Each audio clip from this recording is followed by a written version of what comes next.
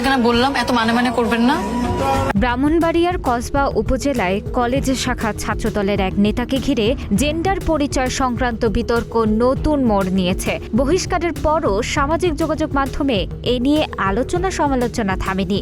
বহিষ্কৃত ওই নেতা রেদওয়ান ইসলাম দাবি করেছেন তিনি ট্রান্সজেন্ডার নন। তাকে ঘিরে ছড়িয়ে পড়া এ ধরনের তথ্য সম্পূর্ণ গুজব বলেও অভিযোগ করেছেন তিনি।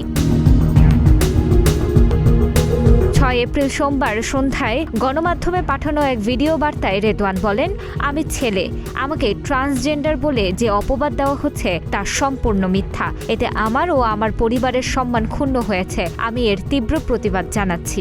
আমি ট্রান্সজেন্ডার বলে সোশ্যাল মিডিয়াতে তুমুল পরিমাণের আলোচনা ও সমালোচনার শিকার হচ্ছি। I am not trans women. আমি ছেলে রিদওয়ান ইসলাম। আমি ট্রান্সজেন্ডার বলে যারা আমাকে নিয়ে মিথ্যা অপবাদ দিয়েছে, এতে করে আমি এবং আমার ফ্যামিলির সম্মানহানি হয়েছে। আমি এর তীব্র নিন্দা ও প্রতিবাদ জানাই। আপনাদের কাছে আমার লাস্ট অনুরোধ থাকবে, আমাকে নিয়ে আর কোনো মিথ্যা গুজব ছড়াবেন না। আমাকে নিয়ে লেখালেখি বন্ধ করুন। আর কোনো রকমের কন্ট্রোভার্সি আমি চাই না।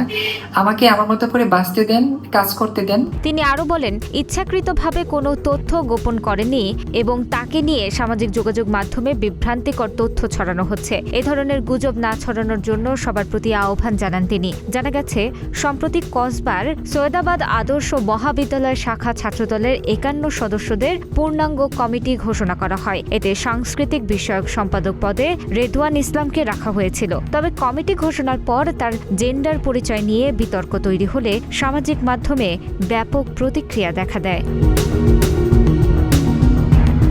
এ বিষয়ে ব্রাহ্মণবাড়িয়া জেলা ছাত্রদলের সদস্য সচিব সমীর চক্রবর্তী জানান, কমিটি গঠনের আগে দেওয়া বায়োডাটায় রেদওয়ান নিজেকে পুরুষ হিসেবে উল্লেখ করেছিলেন। পরবর্তীতে তার বিরুদ্ধে তথ্য গোপনের অভিযোগ ওঠায় সাংগঠনিক সিদ্ধান্ত অনুযায়ী তাকে পদ থেকে বহিষ্কার করা হয়েছে। উল্লেখ্য, রেদওয়ান ইসলাম এর আগে দাবি করেছিলেন তার সাংস্কৃতিক কর্মকাণ্ডের ভিত্তিতেই তাকে কমিটিতে অন্তর্ভুক্ত করা হয়। তবে বিতর্কের মুখে শেষ পর্যন্ত তাকে পদ হারাতে হয়েছে। তানাজা আফরিন, প্রতিদিনের বাংলাদেশ।